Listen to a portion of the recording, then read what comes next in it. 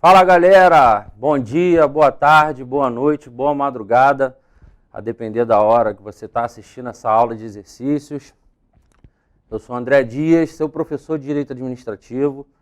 Estarei do lado de uma excelente equipe de corpo docente com vocês, professores que compõem os quadros da Polícia Civil. Aqueles que não compõem o quadro já saíram, foram aprovados em concursos de delegado de polícia em 2 ou 3 estados do Brasil, delegado de Polícia Federal, é o caso do professor Melino, caso do professor Fred também, coordenador do curso. Aqueles que não pertencem aos quadros da Polícia Civil, eles já têm uma grande notoriedade, né, no mundo do concurso, já estão aí nessa trilha há um bom tempo, e estamos aqui no MCA Concursos com uma estrutura de ponta, trazendo para vocês, apresentando para vocês o projeto de inspetor da Polícia Civil aqui do estado do Rio de Janeiro. A gente vai ajudar você a conseguir a tão sonhada aprovação no seu concurso. E a gente fala isso com tanta certeza, se você fizer uma rápida pesquisa no mercado, você vai ver que cursos oferecem uma carga horária de cerca de 50% a 70% menor do que o MCA Concursos, com preço de cerca de 20%, 30% maior do que o MCA Concursos. E não tem essa equipe de ponta, de excelência, que são os professores do MCA Concursos. A minha disciplina é a disciplina de Direito Administrativo. Vou trabalhar com vocês hoje uma aula de exercícios, uma aula de ambientação, uma aula para um primeiro contato de vocês com o professor de vocês. Então a gente está gravando essas aulas justamente para isso. A intenção aqui, a ideia aqui não é verticalizar os assuntos. A gente tem um conteúdo programático em Direito Administrativo extenso, trabalhado no último edital, que foi o edital de papiloscopista. É um edital extenso, a gente vai ter aí cerca de 7 encontros na parte de Direito Administrativo. E aí, ao decorrer desses encontros, a gente vai aprofundar, vai trazer todas as questões relevantes de todos os pontos do edital para vocês. Ok? Sem mais delongas, vamos começar a nossa aula de exercício. Como está no slide, MCA Concursos, com certeza hoje é o melhor curso para você ser aprovado em inspetor de Polícia Civil. A turma de inspetor de polícia, exercícios, Direito Administrativo, professor André Dias. A didática vai se dar do seguinte, volta para mim, por favor. A didática da aula de hoje vai se dar da seguinte forma. A gente vai apresentar o exercício para vocês, vai vir para o quadro, vai fazer uma breve explanação, sem aprofundar muito, que essa não é a ideia da aula de hoje, como já foi dito. E depois que a gente fizer essa breve explanação sobre o assunto, a gente vai para as alternativas das questões, vai achar a alternativa correta e vai verificar onde está o erro da alternativa que está incorreta. Essa, eu acho que é a melhor forma de você aprender por exercício. É um estudo ativo, é um estudo reverso e vai se dar desse jeito. Eu trouxe para vocês pontos que eu considero pontos nevrálgicos do seu concurso. A gente está trabalhando em cima dos últimos editais, principalmente de oficial de cartório, que a prova aconteceu em 2013, e de papiloscopista, que a prova aconteceu em 2014. O conteúdo programático de Direito Administrativo é o mesmo, foi Ctrl+C, Ctrl+V, não mudaram nem vírgulas. A tendência é que no concurso de vocês, para inspetor de polícia, que a gente aguarda que saia no primeiro semestre desse ano, seja o mesmo edital. E a gente vai trabalhar em cima desses editais. Está autorizado para o concurso de vocês, estão autorizadas, né, 597 vagas. O professor Fred, coordenador do curso, ele já deu uma breve explanação sobre isso. Há uma tendência, não sou eu que estou afirmando isso, quem sou eu para afirmar isso, mas há uma tendência que se chame muito mais candidatos, muito mais do que os 597. Isso aí é histórico. A gente vê o concurso de inspetor de polícia de 2012, eram 600 vagas de plano, o governo chamou para o curso de formação 1.200 A gente vai, o concurso de oficial de cartório de 2013 eram 750 vagas. De plano foram 750 para o curso de formação, fazer a Cadepol, e ao decorrer do certame foram chamados, convocados mais 350. Concurso de papiloscopista, a mesma coisa.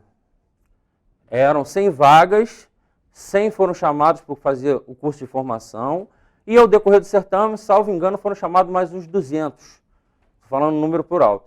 Então, assim, o quadro, né, o cargo de inspetor da Polícia Civil aqui no Rio de Janeiro, o cargo está defasado, né, a carência por inspetor é grande, então essa é uma tendência, que abram aí mais vagas do que essas 597. E aí, você que está aqui no MCA Concurso, você que está estudando com a melhor equipe de professores do curso, para o curso de inspetor de Polícia Civil, você vai ver, você vai realmente estudar. Porque se nessa prova tiverem 50 mil inscritos, 40 mil inscritos não sabem nem o que estão fazendo ali. 40 mil inscritos, 45 mil inscritos não leram nem o edital. Vai chegar na hora de subir a rampa para fazer a prova e vai ficar conversando com você, porque gosta de conversar antes da prova para passar o nervosismo. Vai mostrar que sabe. Vai falar sobre tombamento, vai falar sobre servidão, e no edital de vocês não cai intervenção branda do Estado na propriedade. Só cai intervenção drástica, ou seja, desapropriação. Nem ler o edital. Aí sobram 5 mil pessoas que realmente estão estudando. Essas 5 mil pessoas, dentro delas estão todos os alunos do MCA Concurso, e vamos disputar essas vagas aí, você, umas 4 pessoas aí, de repente, chamando o dobro, para você conseguir a sua aprovação, ok? A matéria de direito administrativo, ela tem caído, nos últimos concursos, cerca de 12 questões, né? Vocês sabem que a prova tem 100 questões. Das 100 questões, 50 são de matéria específica, direito, constitucional, administrativo, penal, processo penal. A gente tem 30 questões de português, 20 questões de informática. Dentro das matérias de direito, a gente tem o direito administrativo, caem mais ou menos 12, 13 questões. 1/3 dessas questões é sobre o Estatuto da Polícia Civil, leis que organizam os quadros, os cargos da Polícia Civil. Além dos 7 encontros que nós teremos, vocês terão mais 2 encontros com a professora Gabriela Andrade, que é delegada de Polícia Civil do Estado de Minas Gerais. Ela vai trazer o Estatuto da PSERG para você, porque até há pouco tempo ela era oficial de cartório aqui da Polícia Civil do Estado do Rio de Janeiro, que é o cargo de escrivão, né? E está bem afiada, é uma aula importantíssima, você não pode perder, porque 1/3 da sua prova tradicionalmente está vindo sobre o Estatuto da Polícia Civil e essas leis que organizam a Polícia Civil.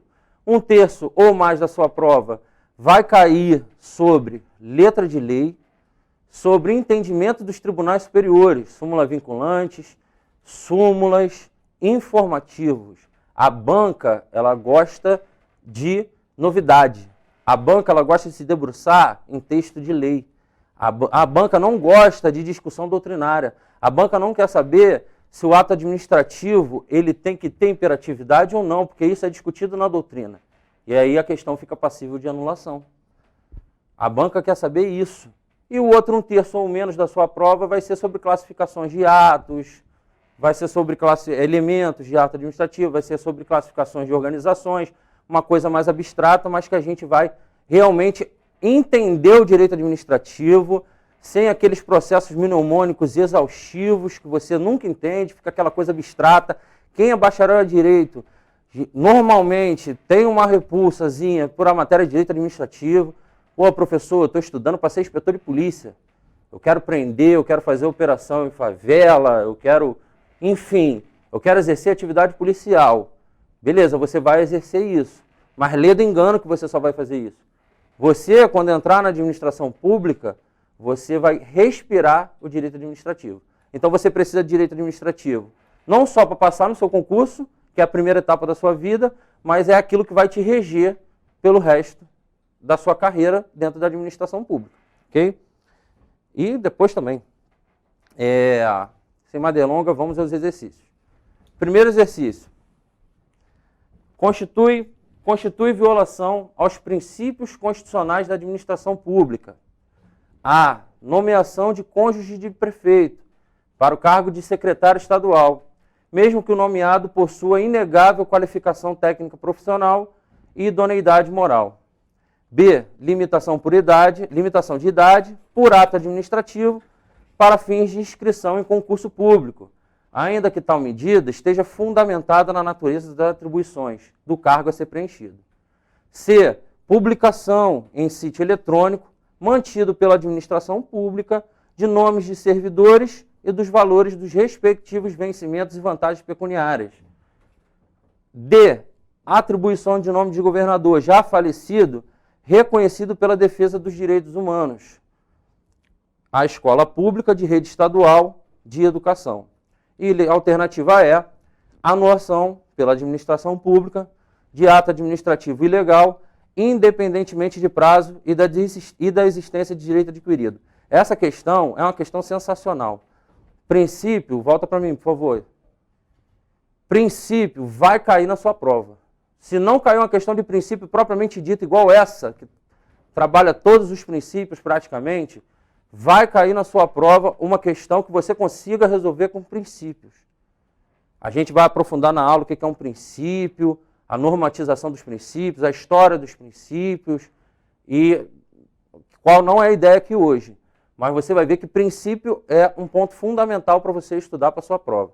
E quando a gente fala em princípios da administração pública, vou para o quadro para mostrar para vocês, quando a gente fala em princípios da administração pública, ele tem a seguinte divisão. Eles são princípios expressos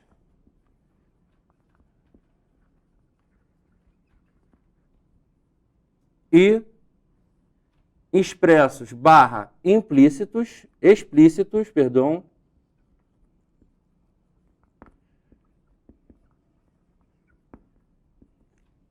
ou princípios que regem a administração pública implícitos.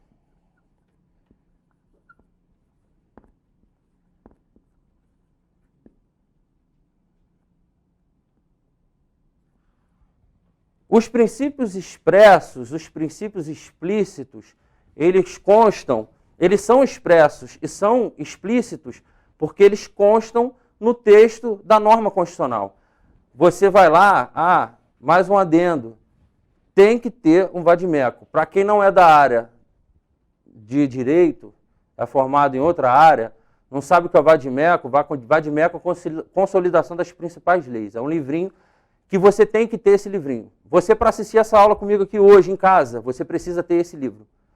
Você, para vir para as aulas que nós vamos ter aí durante essa trajetória aí para sua aprovação, você tem que trazer esse vade-mecum, porque a prova de vocês, prova objetiva, gosta de letra de lei. E os professores todos vão abordar a letra de lei com vocês. Vão trazer os principais entendimentos dos tribunais superiores, vão trazer o que está na lei. Dificilmente vai cair na tua prova uma discussão doutrinária que tem inúmeras. Direito é área de humanas, não é área de exatas. 2 mais 2 são 4. Aqui, em São Paulo, na China, direito não. Toda regra tem sempre sua exceção. É muito difícil você falar alguma coisa em direito que é absoluto.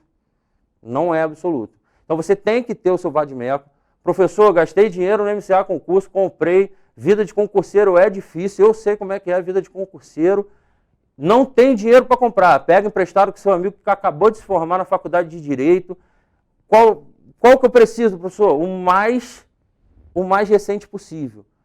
No dia 24 de dezembro, o presidente da República, ele sancionou o projeto Pacote Anticrime. Esse pacote anticrime, ele alterou e muito, principalmente o processo penal. Alterou o direito penal e o processo penal. E o que vai cair na sua prova é isso. A banca gosta de novidade. E o que vai cair na sua prova é isso. Então, eu aconselho a vocês a comprar o mais recente possível, quiçá o do primeiro semestre de 2020, que tem a atualização do pacote anticrime. Se não conseguir, não tiver recurso, vá na internet, imprime, traz para a aula. Quando você assistir em casa, marca, porque quando você retornar para estudar, que não basta você sentar e vir aqui e ficar aqui presencialmente, você tem que chegar em casa, tem que sentar e tem que estudar, tem que se abdicar, tem que se abster de seus momentos de lazer. É só assim que você consegue passar no concurso público. você ter um norte. O professor falou desse artigo, vou ler esse artigo. E aí você vai lá e faz a leitura incansável do artigo. Direito administrativo, você tem que saber de trás para frente, de frente para trás, o artigo 37 da Constituição. Mais do que o artigo 37. O artigo 37 e o artigo 41 você tem que ler. Você tem que acordar, dar bom dia para o artigo 37, ler o artigo 37 inteiro, inúmeros incisos, inúmeros parágrafos. Pô, professor, são 5 artigos. Facinho, vou decorar em 20 minutos. Não vai. Você tem que acordar, dar bom dia para dos artigos 37 ao 41 da Constituição, depois do almoço, à noite, vai dormir pensando neles, que é só assim que você vai conseguir entender, porque direito administrativo realmente é uma matéria abstrata. A gente vai tentar aqui exemplificar, trazer casos para vocês, para que fique mais fácil a aprendizagem de vocês e você realmente entenda, não decore direito administrativo. Então, por que ele é expresso? Porque ele está no artigo 37, caput da Constituição Federal.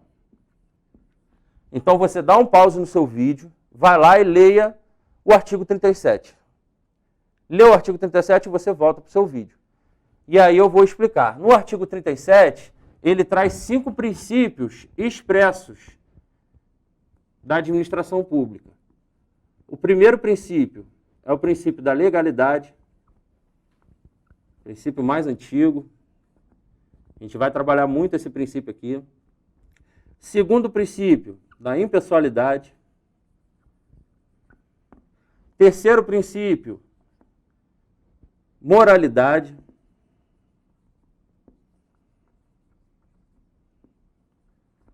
Quarto princípio, publicidade.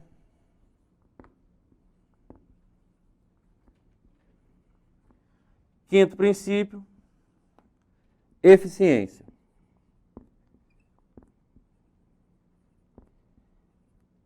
Esses são os princípios expressos da administração pública. Princípios implícitos, professor, princípios implícitos, eles não estão no corpo da norma, então eles não existem, né? Não, eles existem. Os princípios implícitos, eles regem a administração pública por uma técnica de interpretação da Constituição. Técnica de interpretação da Constituição. E aqui eu tenho inúmeros princípios. Aqui a gente vai trabalhar princípio da proporcionalidade, princípio da razoabilidade. A gente vai trabalhar princípio da autotutela. A gente vai trabalhar o princípio da segurança jurídica.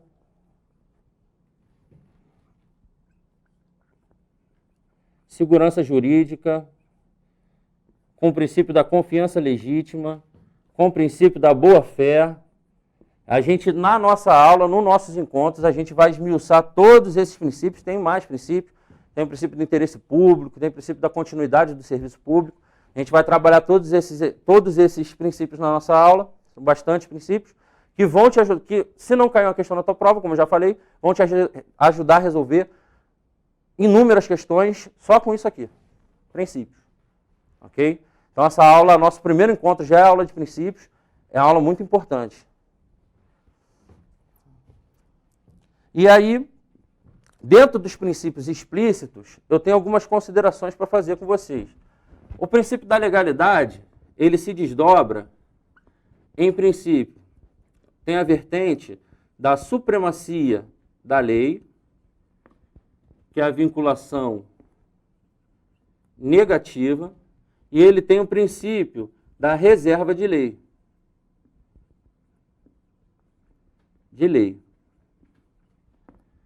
Que é a vinculação positiva. Esse desdobramento, a Constituição trabalha muito com esse princípio aqui, para a administração pública. Reserva de lei, que é a vinculação positiva do administrador público à lei. O administrador público só pode atuar se houver manifestação legal prévia. Se não houver lei, o administrador público não pode atuar. Fique com isso na sua mente. Existe uma célebre lição de Eli Lopes Meireles, considerado por muitos pai do direito administrativo brasileiro, falecido em 89. Eli Lopes Meireles falava mais ou menos assim, que ao passo que aos particulares é permitido fazer tudo que a lei não proíbe, a administração pública e os seus agentes só podem fazer aquilo que a lei determina. Ou seja, a atuação da administração pública só pode acontecer se houver uma lei prévia tratando sobre determinado assunto. A gente vai esmiuçar isso mais na nossa aula. O princípio da impessoalidade. Vou apagar essa parte aqui, para não confundir vocês. O princípio da impessoalidade, ele também se apresenta em duas vertentes. Primeira vertente é a igualdade.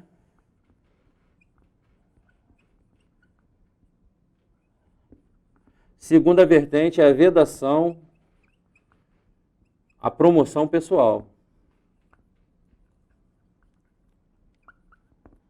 E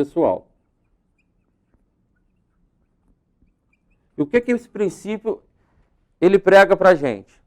O princípio da impessoalidade, ele prega a igualdade. A administração pública tem que atuar com os administrados, com os indivíduos, de maneira igual. E aí a gente tem a igualdade formal.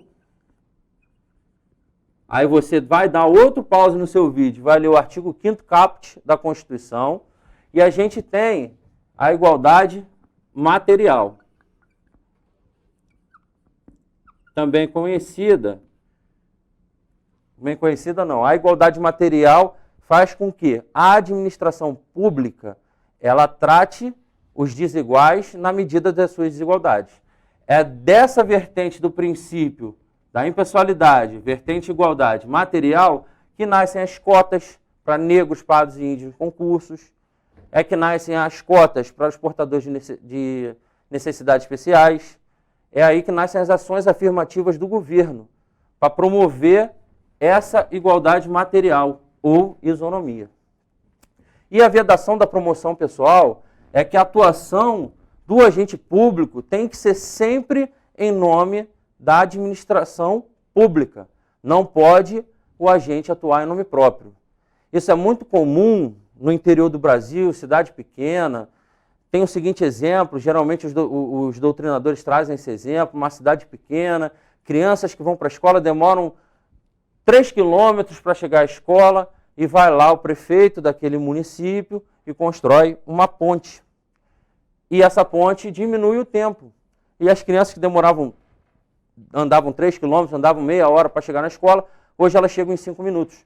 Aí o prefeito, quando termina essa obra, bota lá, ó, o prefeito Chiquinho deu para vocês, moradores do lugar tal, essa ponte para melhorar as condições de vida de vocês e dos seus filhos. Não pode, isso é vedado. Não pode colocar nome pessoal na atuação da administração pública. Se tiver lá, vai ter uma placa escrita prefeitura. A prefeitura fez a obra, geralmente vem com os valores, atendendo o princípio da publicidade.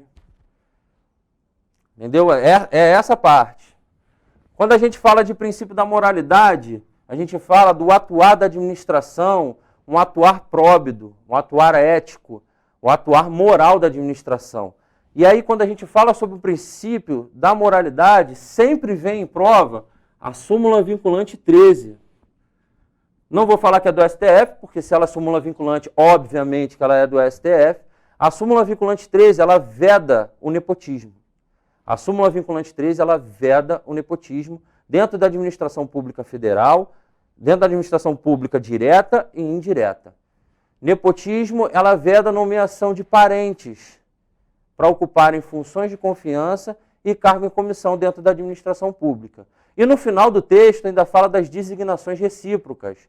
Eu tenho filho, eu não posso nomear ele porque estou impedido pela súmula vinculante 13, mas você que também é chefe do executivo tem um filho, eu nomeio seu filho dentro da minha administração pública, dentro da minha pessoa jurídica, você nomeia o meu filho dentro da sua administração pública.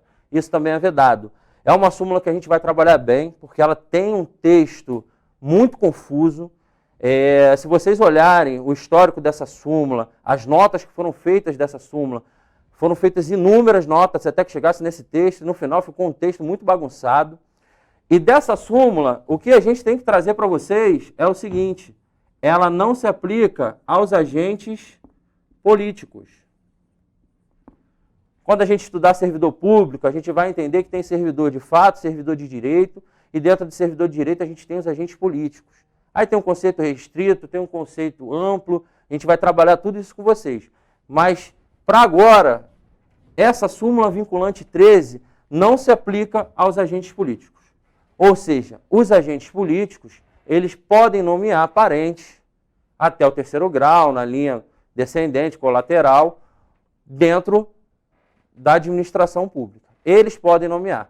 Então, o prefeito Chiquinho, ele pode nomear a esposa dele para ser sua secretária. Não tem problema.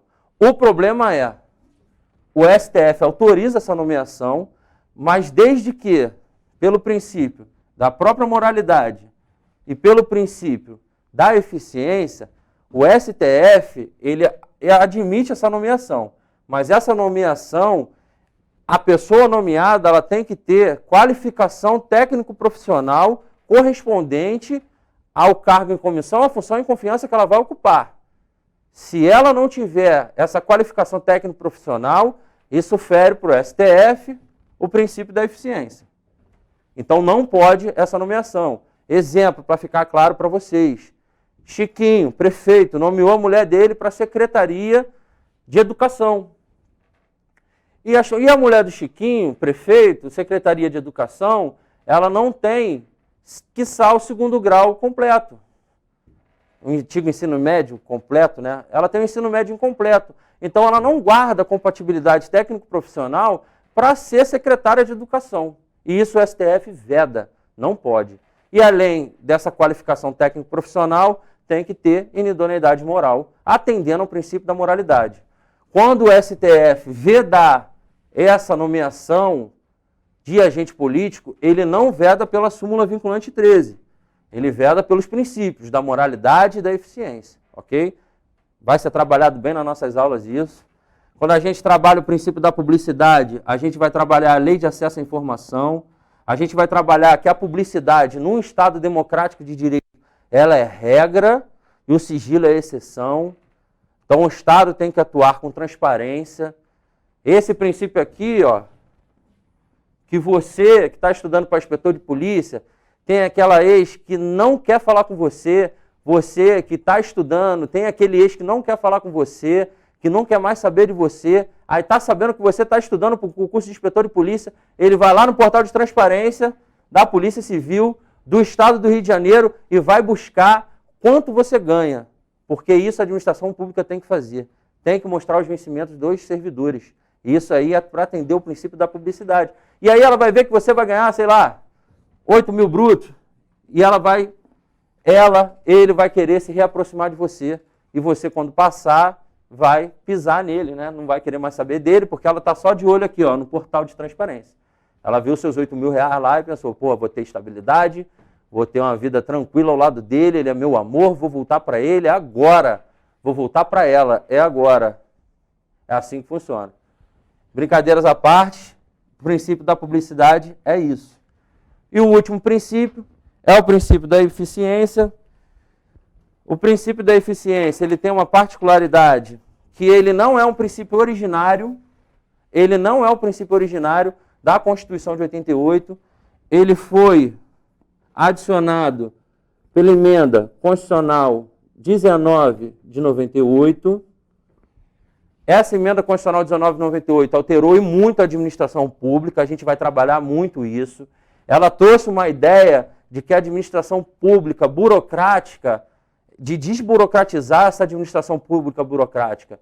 Uma administração pública que ela não se preocupe com os meios para alcançar o interesse público, mas sim com os fins. É aqui, com essa emenda, que trouxe os contratos de gestão com particulares, com indicativos para cumprir metas. É aqui que trouxe o estágio probatório do servidor público. Antes disso aqui, o servidor público passava, sentava na cadeira dele, pegava a Coca-Cola dele e não fazia nada, não tinha estágio probatório, ele não era avaliado, hoje ele é avaliado. em regra 3 anos, a gente vai trabalhar isso aqui em serviços públicos. Então, isso aqui deu uma ideia de administração pública, vai cair assim na sua prova, de administração pública gerencial. Uma administração pública que se preocupa com os resultados. Uma administração pública eficiente. Um atuar eficiente é um atuar em que o administrador ele satisfaz o interesse público, ele satisfaz os direitos fundamentais com os menores custos possível. E é assim que tem que atuar a administração pública. Ok? Passado esses princípios expressos, os implícitos eu vou trabalhar na aula com vocês. Só uma dica, não gosto muito de processo mnemônico, não vou trabalhar muito processo mnemônico com vocês, mas esse processo mnemônico, para saber os princípios expressos, todo professor de direito administrativo vai passar para você. E em time que está ganhando a gente não mexe. Todo professor vai passar isso para você e você vai decorar sim. Com esse processo mnemônico, por muitas das vezes é válido. Ele vai passar para você que o artigo 37 caput, ele traz o LIMP. Aí você vai decorar o LIMP. São os 5 princípios expressos da Constituição Federal voltados para a administração pública. São princípios setoriais voltados para a administração pública. Princípio da legalidade, impessoalidade, moralidade, publicidade e eficiência. Decore o LIMP e aí você vai e estude tudo isso que a gente falou aqui, tudo isso que a gente vai falar no nosso primeiro encontro, que a gente vai aprofundar muito mais, tem muito mais coisa a ser dita nisso, mas a ideia aqui não é essa, como já foi dito. E aí vamos resolver a questão. A primeira questão, a alternativa A, ela fala. A questão ela fala se constitui violação aos princípios constitucionais da administração pública.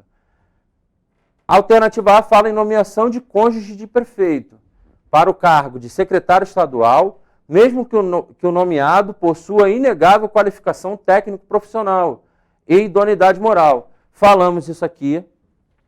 O prefeito é um agente político, então essa nomeação da mulher dele, da esposa dele, para o cargo de secretário estadual, ela tendo qualificação técnico-profissional e idoneidade moral, não fere os princípios da administração pública. Já sabemos que para agente político não se aplica a súmula vinculante 13, então essa questão está correta.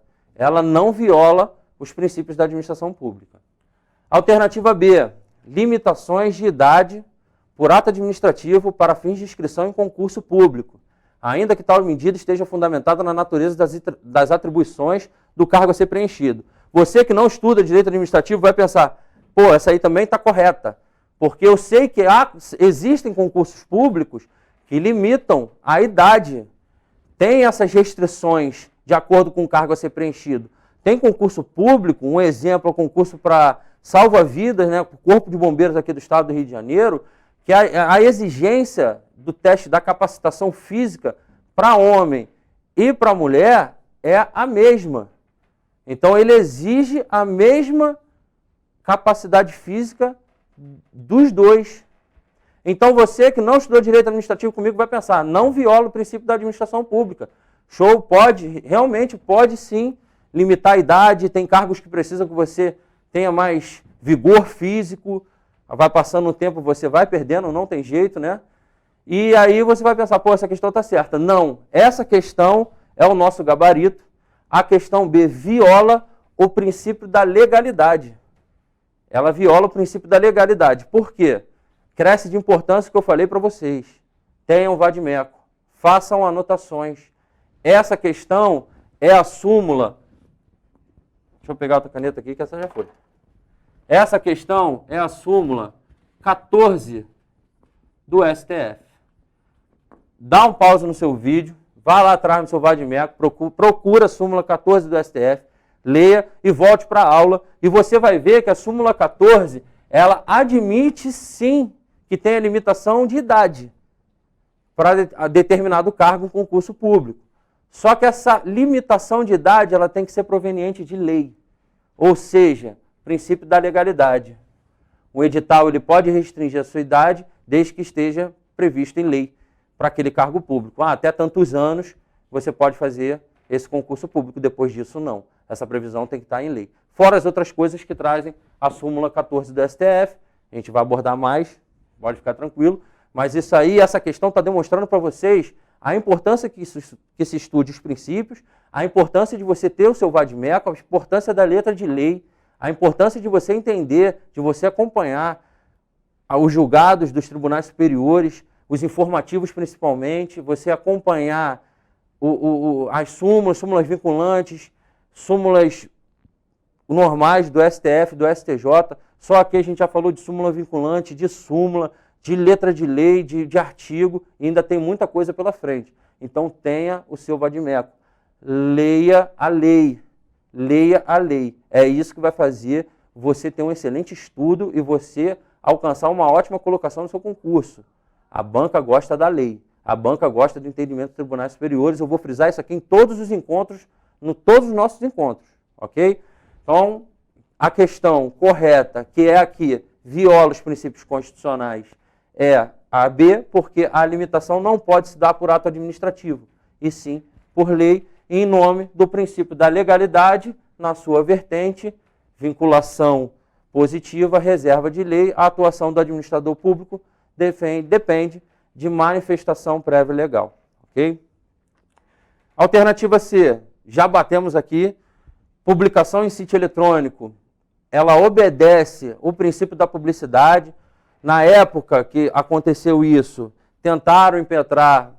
impetraram uma ADI para falar que isso violaria a vida íntima dos servidores públicos, e o STF negou, falou, não, você é servidor público e os particulares têm direito de saber, pelo nome do princípio da publicidade, quais são seus vencimentos. Aí, entendeu? Aí segue, ok? Letra D, atribuição de nome de governador já falecido. Mais uma vez a gente cai no nome do princípio da impessoalidade, na sua vertente, vedação à promoção pessoal. Disse aqui que não pode haver nomes em obras públicas, não pode haver nome na atuação administrativa. A atuação da administração é impessoal, mas governador já falecido, reconhecido pela defesa dos direitos humanos, isso já foi tema, já chegou aos tribunais superiores e eles assentaram isso aqui. Não fere o princípio da impessoalidade. Na sua vertente, vedação à promoção pessoal. Fala, mestre, do cara. E letra E, aquele que não estudar comigo vai cair nessa pegadinha, anulação pela administração pública de ato administrativo ilegal. Até aí, ok. Independentemente de prazo e da existência de direito adquirido. Quando a gente estudar, essa questão trata do princípio da autotutela. O princípio da autotutela, ele é um princípio implícito na Constituição e esses princípios implícitos, eles têm uma tendência. A tendência desses princípios implícitos na Constituição é deles se tornarem explícitos na legislação infralegal. Ou seja, o legislador infraconstitucional, ele vai trazer esses princípios implícitos para a lei, dando a ideia do princípio da legalidade, para a atuação da administração. E aí você vai conjugar esse artigo 37 caput com os artigos 2º da Lei 9784, 99, e o artigo 2º, que a gente vai trabalhar muito essa lei, da Lei 5427/2009. Ambas são leis de processos administrativos. A Lei 9784 trata do processo administrativo no âmbito federal. A Lei 5427 trata do processo administrativo no âmbito estadual. Então, a gente sempre vai estar comparando as duas, principalmente em ato administrativo, avocação, e em diversos outros temas a gente vai trazer essas duas comparações dessa lei. Então, você decora, você faz uma remissão, anota no seu artigo 37 caput esses dois dispositivos. Os artigos 2º da Lei 9784/99 e o artigo 2º da Lei 5427/2009. Leis de processo administrativo, lei federal e lei estadual. O Rio de Janeiro tem sua lei própria de processo administrativo, que inclusive ela positivou no artigo 2º o princípio da confiança legítima, coisa que a Lei 9784 não fez. Ok? Então a gente vai também estudar isso, pode ficar tranquilo. E essa última questão, que é o princípio da autotutela, é um princípio implícito. Ela vem positivada, ela é trazida no direito, na Lei 9784, de 99, no seu artigo 53. Aí você vai lá, dá um pause no vídeo, lê o artigo 53 e você vai ver que ali está que o Estado tem um poder e dever de anular os seus atos eivados de vício e tem a possibilidade de revogar os atos inconvenientes e inoportunos. A gente vai estudar isso com calma em ato administrativo, em manifestação dos poderes administrativos. Essa é uma fórmula de vinculação, a fórmula de poder discricionário, poder vinculado. Isso tudo vai ser batido por vocês com calma. Não é a ideia de hoje. Mas o artigo 53, ele traz o princípio da autotutela. E aí o STF, com o artigo 53 insuficiente, veio e trouxe a súmula 473 do STF e também abarcou o princípio da autotutela, praticamente com as mesmas palavras da lei, e acrescentou uma coisa ou outra. E aí, a anulação pela administração pública de ato administrativo ilegal está correta. O problema é o final dessa questão. Independentemente de prazo, se você for no artigo 54 dessa lei, ela fala que decai em 5 anos, é uma convalidação involuntária, o direito do Estado de anular o seu ato ilegal. Então, não posso afirmar que é independente de prazo, decai em 5 anos, artigo 54, e que na súmula 473 traz que tem que respeitar o direito adquirido. Ok? Então, preste atenção mais uma vez, eu trago a importância de você ler a letra de lei, tudo isso que eu estou falando para vocês, vai no seu código e marca, porque é isso que vai cair na prova de vocês. E a gente vai trazer essa orientação para vocês, vai dar para vocês o caminho para chegar no pote de ouro, vai dar a faca, vai dar o queijo, e vocês vão trabalhar e vão conseguir a aprovação de vocês. Ok? Vamos para a segunda questão, que também é de princípios. A segunda questão, ela fala de princípios também, a gente já falou, já explanou o assunto, e a gente vai resolver sem precisar explanar mais, porque você já vai estar sabendo, já vai estar olhando para a questão e já vai ver qual é a resposta correta. Questão 2. A administração pública se difere da gestão privada, entre outros motivos, por seguir determinados princípios constitucionais. Assinale a alternativa, cujo princípio constitucional melhor se adequa aos concursos públicos, aos processos de licitação e à dissociação dos políticos em obras e serviços públicos. Pela última... Toca para mim, por favor. Só pela última frase do enunciado, você já vê que é uma vertente do princípio da impessoalidade, que é a vedação à promoção pessoal. Então você já vai marcar o princípio da impessoalidade. E realmente não tem coisa mais impessoal do que o concurso público. O concurso público é diferente da iniciativa privada.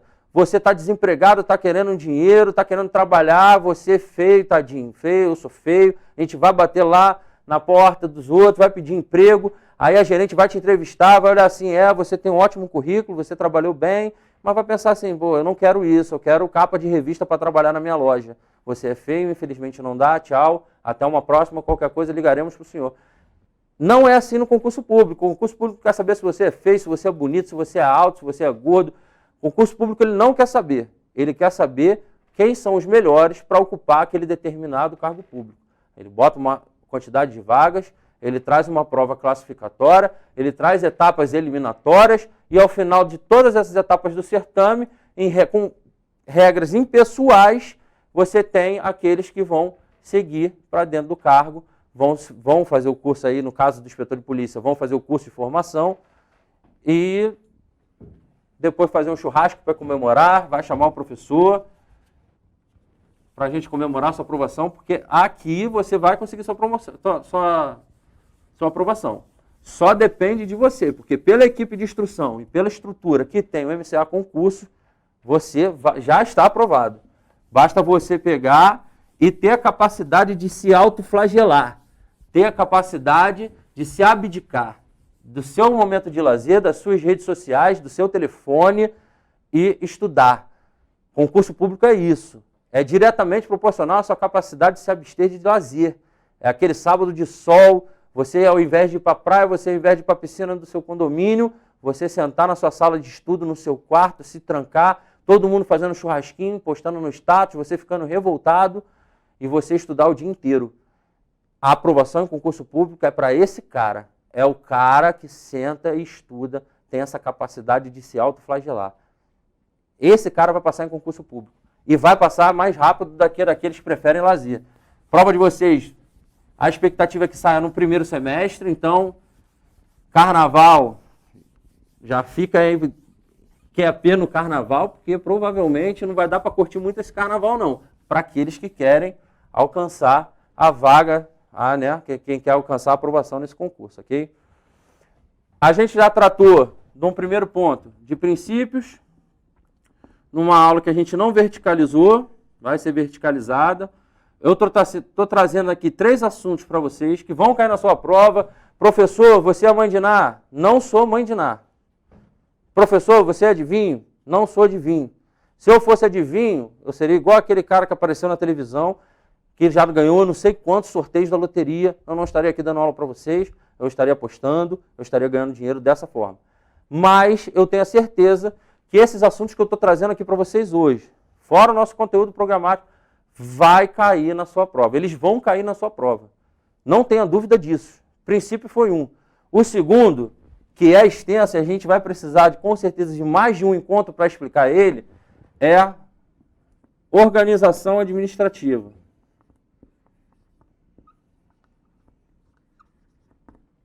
Organização administrativa vai cair no seu concurso.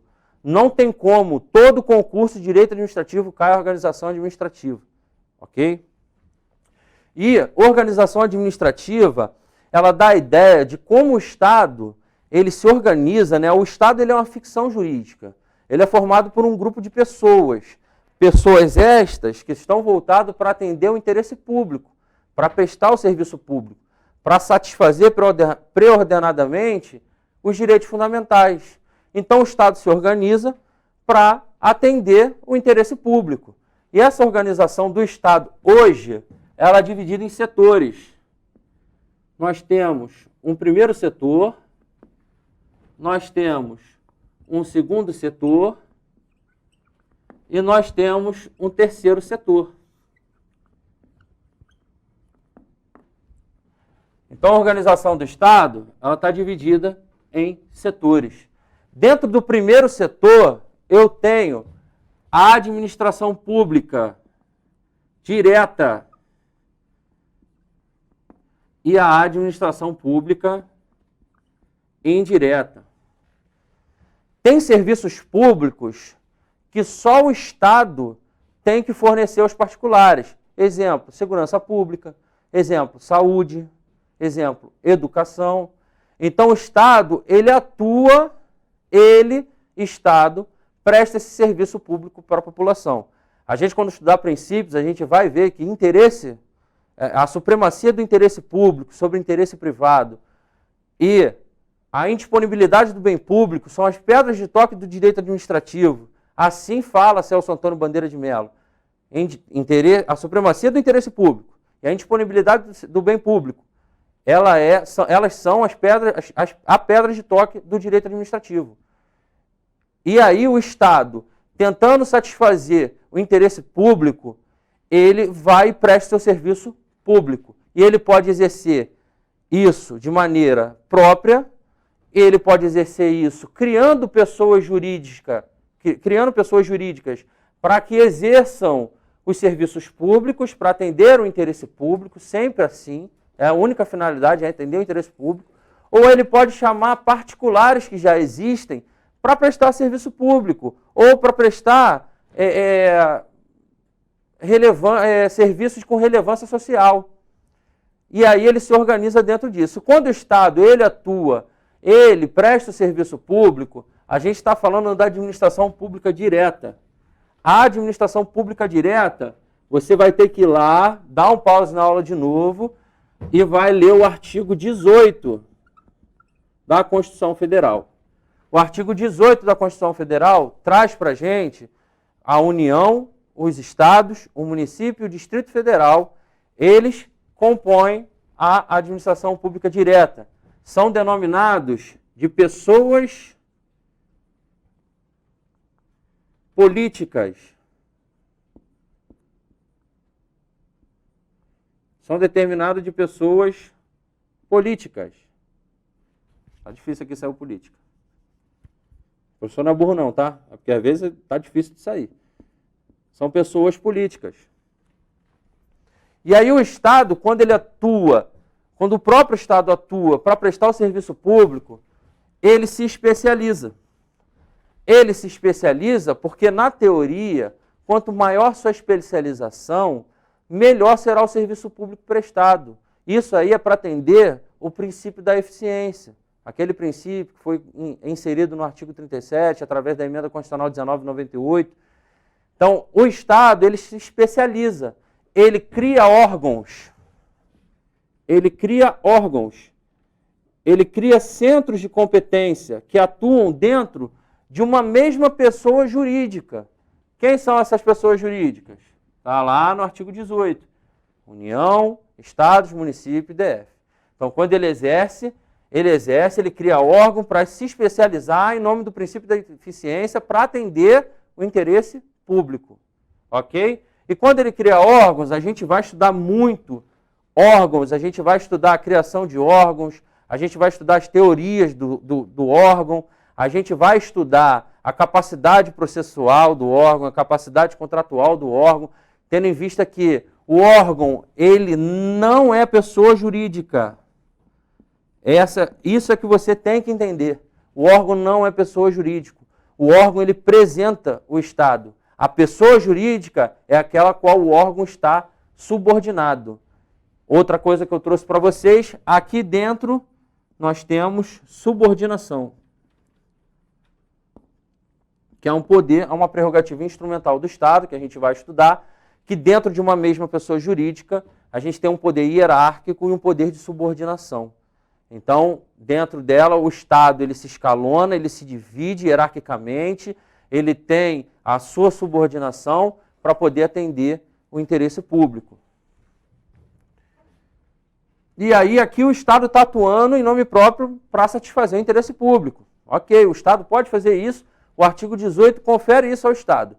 Só que aí o Estado, em determinadas hipóteses, só mais um adendo, isso aqui que o Estado faz, criar órgãos, chama-se uma técnica de desconcentração. Guarde isso. Isso aqui que cai na sua prova. Quando que é desconcentração? Quando que é descentralização? Desconcentração, a gente acabou de aprender, é quando que o Estado, a administração pública direta, ela se especializa, ela cria órgãos não têm personalidade jurídica, e aí ela faz isso por intermédio de uma técnica chamada desconcentração. O Estado desconcentra para atender o princípio da eficiência. Você que é concurseiro, que está estudando para a sua prova de inspetor, que vai começar a estudar, você vai ver que você não vai dormir, que você vai ter problemas sérios mentais, porque concurseiro é isso. Você vai se abduzir, você vai sair do mundo social e vai ter você, seu livro, e vai caminhar nesse deserto. Você, seu vadimeco, você, suas aulas, eu e você, pela TV, aqui presencialmente, e você vai chegar em casa, vai falar assim, pô, não vou sair porque eu tenho que estudar. Se eu não estudar, tem outro estudando, e esse outro vai passar e eu não. E você não quer isso, você quer ser aprovado. Então você se prepare porque você vai ter problemas psicológicos, você vai ter. E aí você está com problema psicológico, está estudando para inspetor de polícia e está reparando, você não está conseguindo mais dormir. Você não consegue mais dormir, você só pensa nessa prova, você respira essa prova, aí você fala, pô, isso não é normal. Eu não estou querendo mais ir na rua, eu não estou querendo mais ver ninguém, eu não estou querendo mais namorar, não quero ver mais minha namorada, não quero nada, só quero passar nessa prova. Aí você vai, não, vou ao médico. Aí você vai no clínico geral. O clínico geral vai te atender e vai falar, meu filho, o seu caso é com psicólogo, o seu caso é com psiquiatra, o seu caso é com manicômio, qualquer que seja, outra coisa que não clínica geral. Isso aí se chama especialização, que na teoria atende melhor o princípio da eficiência. Aí você vai no psicólogo, ele vai te ajudar, você vai no psiquiatra, vai tomar um remedinho, ele vai te ajudar, você vai no manicômio, ele não vai te ajudar. E aí você tem que entender aqui que o Estado ele está se especializando, que o Estado está desconcentrando para atender melhor o interesse público, ok? E tem vezes que o Estado ele cria pessoas jurídicas, ele descentraliza, ele cria pessoas jurídicas para exercer o interesse público. E aí a gente tem a administração pública indireta, que é composta por autarquias, fundações públicas, sociedades de economia mista e empresas públicas. De antemão já falo que o que mais cai na sua prova é isso aqui. Onde é que está isso, professor? Vai lá no artigo 4º,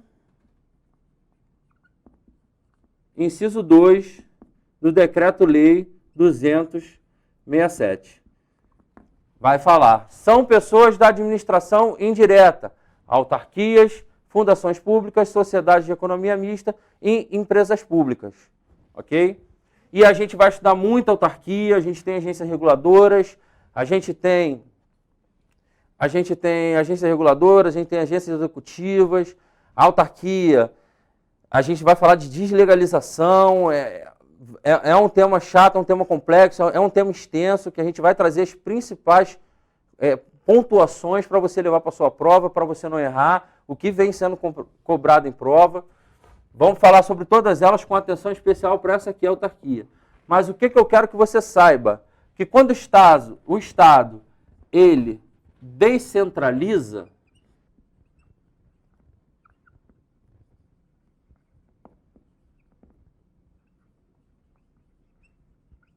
quando ocorre a descentralização, o Estado cria uma nova pessoa jurídica de direito. Então aqui eu tenho uma nova pessoa jurídica. E aqui tem muita diferença. Aqui na pessoa jurídica de direito, aqui na administração indireta, principalmente nas autarquias, ela é responsável pelos seus atos, ela responde objetivamente. A gente vai estudar isso tudo com vocês, mas tem muita diferença, ok? Um exemplo prático, para vocês guardarem isso, para vocês guardarem essa técnica de desconcentração e descentralização, responsabilização. Você tem um tio que um moleque é da pá virada, um moleque chega na tua casa, pega os vizinhos, mete a porrada nos vizinhos, um moleque não se aguenta. Esse moleque estuda na escola municipal, ele está no 9º ano. Aí esse seu sobrinho, Joãozinho, vai lá, chama o Pedrinho, dá 2 socos na cara do Pedrinho, quebra 3 dentes do Pedrinho, e a escola municipal, o Joãozinho está no estado de sujeição especial com o poder público, porque ele é aluno de uma escola municipal, vai e expulsa, por mau comportamento, pelo que seja, o Joãozinho da escola. Aí os pais de Joãozinho, insatisfeitos, vão lá e demandam judicialmente. Vou processar, quase que eu caí aqui, vou processar a escola. Não, não pode. A escola é órgão. A escola não tem personalidade jurídica. Ela não é sujeito de direitos e de obrigações. Quem que ela tem que demandar? O município? Isso aí. Ela tem que demandar o município. Porque o município que é a pessoa jurídica de direito público. Ela não pode demandar a escola. Já na autarquia, não. Aí o seu sobrinho cresceu, seu sobrinho passou, ele está lá na UERJ, cursando direito, aí ele ficou de novo brabo e deu mais 2 socos na cara de Marcinho. Quebrou os dentes do Marcinho. Aí a universidade, exemplo, a UERJ, ele tem uma vinculação com a UERJ, uma sujeição especial, a UERJ vai e expulsa Joãozinho da faculdade. E aí você vai lá, pô, não posso demandar a faculdade. Tem que demandar quem? O governo do Estado? Não, o governo do Estado é órgão. Tem que demandar quem? O Estado. E aí você não tem que fazer isso, porque isso aí é na técnica de desconcentração. Quando a gente descentraliza, a gente cria uma nova pessoa jurídica. E essa pessoa jurídica é responsável pelos seus atos. Então, quem você vai demandar judicialmente? A própria autarquia. As faculdades públicas, elas são autarquias. Então, você vai demandar a UERJ em juízo. Isso muda. E a gente vai aprofundar muito mais durante as nossas aulas. E aí o Estado descentralizou, detalhe importante, por lei. Descentralização legal, criando pessoas jurídicas para prestar serviço público, para atender o interesse público. E aí o Estado, no segundo setor, vou botar ele mais para o lado, no segundo setor, ele não quer criar pessoa jurídica. Ele quer delegar o serviço público, mas ele quer chamar o particular que já existe, aquela pessoa jurídica que já existe, para prestar o serviço público, para atender o interesse público. E aí o Estado descentraliza, é uma técnica de descentralização, o serviço público está saindo da mão do Estado, uma técnica de descentralização negocial. Por que negocial, professor? Porque normalmente é precedida de contrato administrativo. Então aqui, para criar a administração pública indireta, eu tenho uma descentralização legal. Para o segundo setor, que são as concessionárias e as permissionárias, eu tenho uma descentralização negocial. E aí eu também tenho uma descentralização social, onde o Estado ele faz um contrato de gestão, um convênio com entidades que não têm fins lucrativos, que prestam algum serviço público de relevante valor social. E aqui nós encontramos os sistemas, que a gente vai aprofundar na nossa aula, que é o sistema S, sistema OS, sistema OCIP. Em suma, para uma aula de exercício, é assim que se organiza o Estado. A gente vai estudar pormenorizado cada setor desse, cada pessoa dessa, e aí você vai estar bem preparado para a sua prova, porque isso aqui vai cair na sua prova. Agora vamos para as questões. Questão número 3.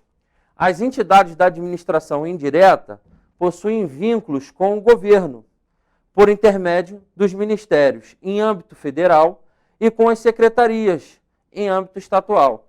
Esse vínculo é conhecido pela doutrina como opção A, hierarquia, opção B, tutela administrativa, opção C, avocatória e opção D, deslegalização. Bota para cá, por favor, Deise. Vamos lá, pessoal. Ele está falando que a entidade da administração indireta, você olha para o quadro e elas estão aqui, ó, a administração indireta. Quando eu te falar em administração indireta, você fala que são pessoas jurídicas, independentes do Estado, criadas por lei. O Estado cria por lei essas pessoas da administração pública indireta. São autarquias, fundações públicas, sociedade de economia mista e empresa pública, prevista no artigo 4, inciso 2 do Decreto-Lei 267. E aí, ele está falando que existe um vínculo entre o Estado, entre os entes e essas pessoas que são criadas pelos entes. Exemplo, o governo do Estado, né, o Estado do Rio de Janeiro, ele cria uma autarquia para regular determinado setor. Existe um vínculo entre eles. Aqui são pessoas jurídicas diferentes. Quando a gente tem pessoas jurídicas diferentes, a gente não pode falar em subordinação. A gente não pode falar em poder hierárquico. Poder hierárquico pressupõe hierarquia dentro de uma mesma pessoa jurídica. A hierarquia por coordenação, que é a horizontal, e hierarquia por subordinação, que é a vertical. Ok? Então, como são pessoas jurídicas distintas, e isso cresce de importância quando a gente estudar recurso administrativo próprio e recurso administrativo impróprio, você vai entender melhor ainda o que eu estou falando para vocês agora. Mas o Estado cria uma pessoa jurídica. Quando ele cria uma pessoa jurídica, não tem relação de subordinação e de hierarquia. São pessoas jurídicas distintas. E o que existe, também o Estado não pode criar aquela pessoa jurídica e deixar a pessoa jurídica fazer o que quiser. A pessoa jurídica ela tem que ser supervisionada. E o nome dessa supervisão que um ente tem para aquelas pessoas jurídicas da administração pública indireta se chama tutela. Tutela pode aparecer na sua prova. Controle finalístico. Pode aparecer na sua prova. Supervisão ministerial.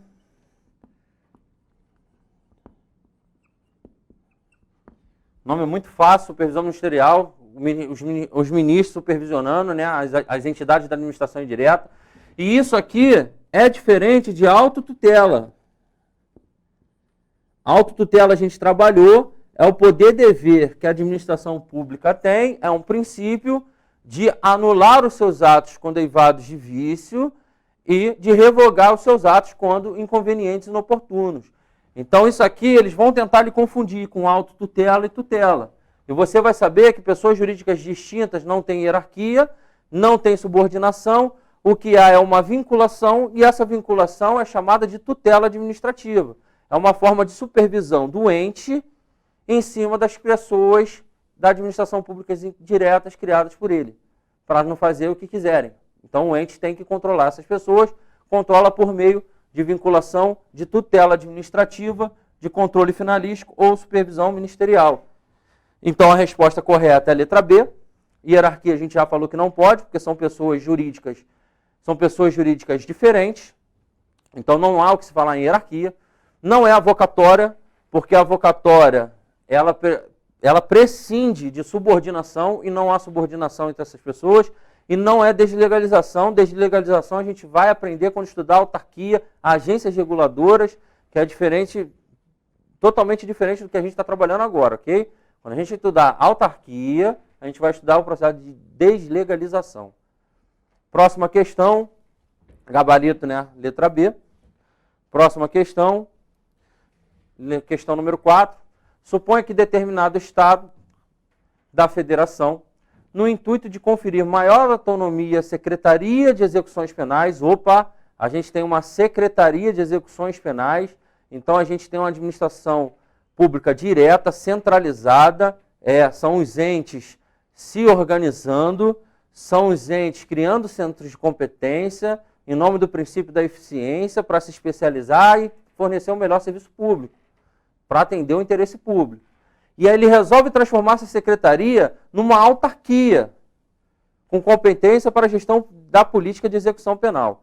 Nesse caso, configurar-se-á o fenômeno da ACAD, você esquece, que você nunca vai ouvir falar, dispersão e fragmentação, e aí a gente tem a letra A e a letra B. A gente sabe que a gente tem a desconcentração quando o serviço é prestado dentro dos entes federativos. Quando tem a administração pública centralizada, a gente tem a técnica de desconcentração, que é a criação de órgãos. A gente tinha um órgão, Secretaria de Execuções Penais, e transformamos em uma autarquia. Autarquia, volta para mim, por favor. Autarquia, ela é pessoa jurídica da administração pública indireta. E se ela é pessoa jurídica da administração pública indireta, ela tem uma técnica de descentralização legal. Então, o gabarito da sua questão, letra B, descentralização. Ok? Próxima questão. Questão número 5, também falando de organização administrativa, a ideia dá bastante ênfase em organização administrativa, porque vai cair na sua prova. Já te falei que não sou mãe de nada, não sou adivinho, mas são assuntos que são cobrados em todas as provas de direito administrativo. Então, a gente vai trabalhar muito bem essa organização administrativa nos nossos encontros, para que você saia daqui entendendo, sabendo o que é uma organização administrativa, para você chegar na hora da prova e falar, o professor falou isso, é isso aqui. E já vai matar a questão de cara. Tranquilo? Próxima questão, 5.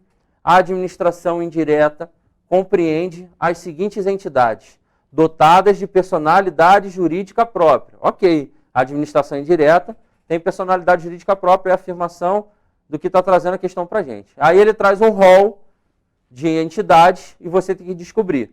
Se você for lá, mais uma vez, cresce de importância, a letra da lei, artigo 4º, inciso 2 do Decreto-Lei 267, você vai ver que compõem a administração pública indireta, autarquias, fundações públicas, sociedades de economia mista e empresa pública. Vamos para as alternativas. Alternativa A, autarquias, fundações, empresas públicas e sociedade de economia mista. Já matamos a questão de cara, essa questão é correta. Vamos para as outras, né? Alternativa B, agências executivas. Agências executivas são espécies de autarquias, ok? Fundações de apoio e serviços sociais autônomos, não. Serviços sociais autônomos está lá no terceiro setor. Não há o que se falar em administração indireta. Já matamos a B. Alternativa C, autarquias, fundações, está chegando. Organizações sociais, para por aí, terceiro setor. Empresa pública, ok. D, agências reguladoras, ok, autarquia. Empresa pública, ok. E polícia civil e militar, não. Polícia civil e militar, em regra, são órgãos. Volta aqui para mim, por favor. Em regra, são órgãos. O atual governo do estado do Rio de Janeiro, ele assim que assumiu, ele extinguiu a Secretaria de Segurança Pública e criou a Secretaria de Polícia Civil. Isso aí a gente vai estudar, porque vai cair uma questão na sua prova sobre isso, porque a classificação do órgão Polícia Civil, ela mudou. E aí a gente vai bater todinho como hoje é classificado o órgão Polícia Civil. Porque antes ela era subordinada à Secretaria de Segurança Pública e hoje não. Ela é subordinada diretamente à Governadoria do Estado. Ok? Então, Polícia Civil e Militar são órgãos, não compõem administração indireta. E a alternativa é a última, autarquias, fundações, ok, organizações sociais, terceiro setor, esquece. Então, com essa breve explicação, fica fácil de você resolver inúmeras questões. Todas as suas questões vão cair isso. Quem são os da administração indireta, o que é descentralização, o que é desconcentração, o que é descentralização legal, o que o órgão pode, o que o órgão não pode, o que a pessoa jurídica de direito criada por lei pode, o que não pode, concessão, permissão, que é uma descentralização negocial, a gente vai estudar isso, a diferença entre a autorização, permissão, a concessão. A gente vai estudar o Sistema S, que é o terceiro setor, que são entidades sem fins lucrativos. Isso aí a gente vai decorrer ao longo dos nossos encontros, a gente vai dando dicas de prova, a gente vai dando dicas de estudo, que o concurseiro fica maluco, não sabe como estudar, não sabe nada. Aí ele vem, pode chamar lá no Instagram, procurar, tirar dúvida, manda mensagem 3 horas da manhã, a hora que você acabar de estudar, que aí eu não vou te responder 3 horas da manhã. Eu vou acordar, vou tomar meu café, aí eu te respondo, com toda a paciência do mundo, vou tentar te explicar e vou tentar sanar a sua dúvida. E aí, próximo assunto que eu vou tratar com vocês, próxima questão, vou botar na tela, ela já fala de responsabilidade civil do Estado. A prova de 2014 de papiloscopista, ela caiu uma questão de responsabilidade civil do Estado.